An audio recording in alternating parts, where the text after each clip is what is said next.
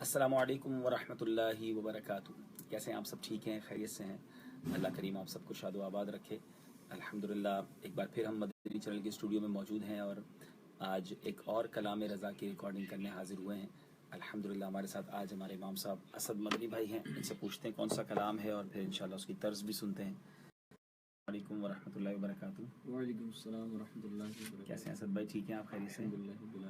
आला हज़रत का आज कौन सा कलाम आप हमें सुना रहे हैं? आज हज़रत का इंशाअल्लाह ज़ोजल कलाम है, जो बनों पर है बहारे चमन आराई दोस्त। ओए होए, बड़ा मुश्किल कलाम है। एक शेर सुना दे हमें, किस तर्ज में सुनाएंगे? जो बनों पर है बहारे चमन आराई दोस्त, खुल्द का नाम न ले बुलबुले शैदा ये दोस्त।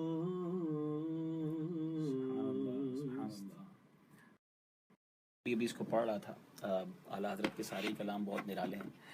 काफ़ी मुश्किल इसमें अशार हैं और इसकी शरह भी वाकई कुछ टिपिकल है। तो इंशाल्लाह आज इस कलाम की रिकॉर्डिंग करते हैं। किस दोस्त की बात हुई है और किस दोस्त के वस्फ बयान हुए हैं। कमाल का कलाम लिखा है आला हज़रत ने। तो इंशाल्लाह आप हमारे सिलसिलों में इस कलाम को देख सकेंगे। ज़रूर आला हज़रत की शायरी को पढ़ें, इसको समझें, इसको सुने।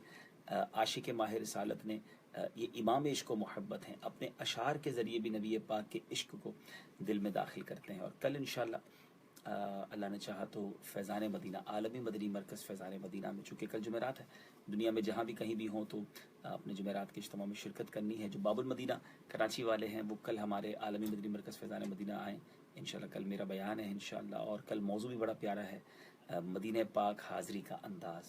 तो इंशाल्लाह मदीना मदीना मिलकर करेंगे।